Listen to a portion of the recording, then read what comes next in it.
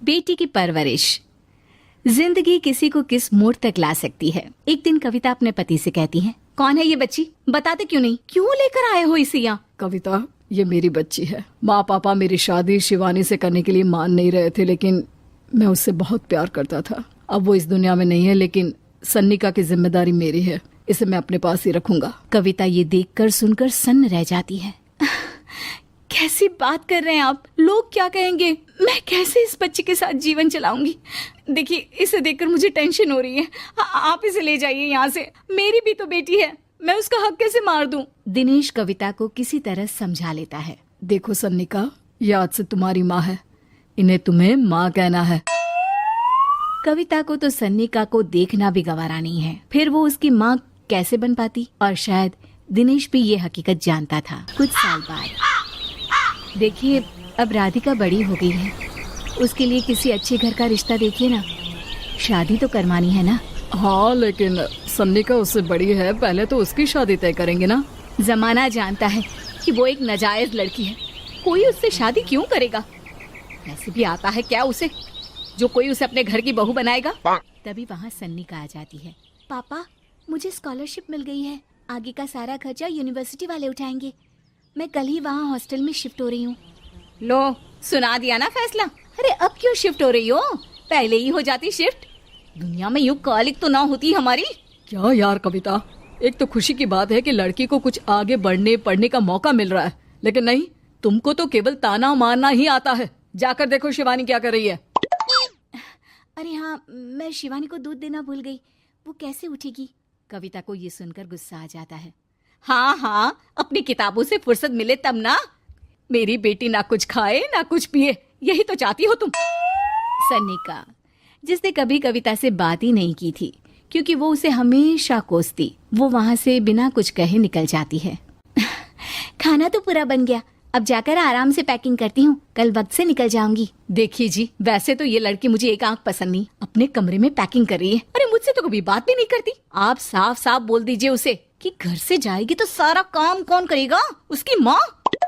माँ का नाम सुनकर सन्निका भी वहाँ आ जाती है। नहीं, वो कैसे करेंगी, वो तो मर गई है ना। उस मनहूस औरत को मेरे घर में याद करने की कोई जरूरत नहीं है, समझी? वैसे भी ना होते हुए भी तेरी शक्ल में लगता है कि वो हमारे बीच में ही है हमेशा से। तो ठीक है ना, जब जा रही हूँ तो क्यों प्रॉब्लम हो रही है आपको? सन्निका घर से निकल रही थी। कविता ना चाहते हुए भी सन्निका को रोक लेना चाहती थी, और वजह थी सिर्फ उसकी सोशल लाइफ का डिस्टर्ब हो जाना। किटी में कविता की सहेलियाँ कहती हैं, क्या बात है, तू परेशान सी लग रही है, सब ठीक तो है ना?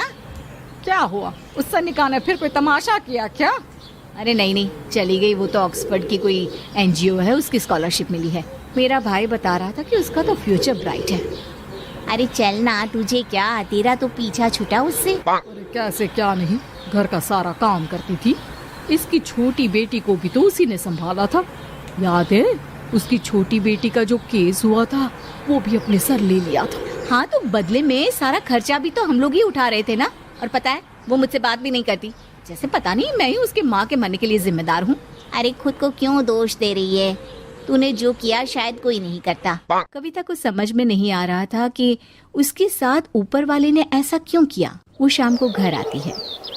आज तो बहुत खुश होगी तुम, एक बला से छुटकारा मिला ना तुमको। बेचारी की जिंदगी नरक बना कर रखी थी। वो तो कहते हैं ना, ऊपर वाला सब देखता है। देखो, चुन लिया उसने अपना रास्ता। कविता का मन तो करता है कि वो पति को सब कुछ सुना दे, लेकिन सामने सास खड़ी होती है। ये तो है, बेचारे को खाना बनाने से लेकर घर के सारे काम करने पड़ते थे। बाहर का भी कोई काम होता तो वही देखती। अब देखते हैं घर का काम कैसे होता है। तभी कविता की बेटी उसके लिए चाय लेकर आ जाती है। लो माँ चाय। कैसी रही किट्टी? अच्छी थी बेटा। खाने में कुछ बनाया है क्या? हाँ, सन्निका दीदी जैसी ही सब्जी बना दी है, आप रोटी बना लो। और हाँ, कल मैं चली जाऊंगी इलेक्ट्रिक बिल और राशन लाने के लिए। अच्छा अच्छा, पैसे मैं दे दूंगी। सन्निका कार्ड दे गई है ना? हाँ माँ, एक कार्ड तो देकर गई है। अरे चोर नहीं थी वो, मेरे बेटे का ही खून है। पता नहीं कितना घमंड भरा है इसमें। अरे छोड़ो ना माँ, जिसको जो बनना था वो बन ही जाएगा। अच्छा माँ, कल चलना है उसके कॉलेज में, सभी पेरेंट्स को बुलाया गया है। अब कविता तो जाने से रही, तो हम ही साथ चलते हैं। हाँ बेटा, उस बिन माँ की बेटी का है ही कौन।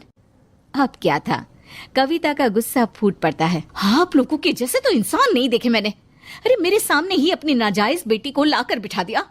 रोज मैं उसे देखती तो एहसास होता कि कैसे आपने मुझे इतना बड़ा धोखा दिया। जरा सोचिए तो, अगर ऐसा ही कुछ मैंने किया होता तो। अरे रहने दे, क्या नहीं किया तूने उसके बदले में। उस मासूम के साथ क्या क्या करती थी सब जानते हैं हम। अरे छोड़ो ना माँ, ये तो एक बात लेकर बैठ जाती है। चलो सोने चलते हैं। अगले दिन दिनेश और उसकी माँ सन्निका के कॉलेज में जाते हैं। कैसी हो बेटा, मेरा नाम रोशन करना। जरूर पापा, ये ले बेटा पैसे रख ले। नहीं, वो कविता ने काट दिया है। अरे बेटा, वो माँ है तुम्हारी, उसका नाम क्यों लेती हो? अरे हटाओ भी, क्या ही क्या है उसने इसके लिए, क्यों माँ बोले। तभी वहाँ सन्निका के टीचर आ जाती हैं। सन्निका की माँ नहीं आई?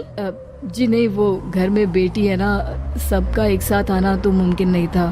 तो उन्हें भेज देते, हम सभी उनसे मिलना चाहते हैं। मानना पड़ेगा, बहुत अच्छी तरह से पाला है उन्होंने अपनी बेटी को। क्या घर का काम, क्या बाहर का।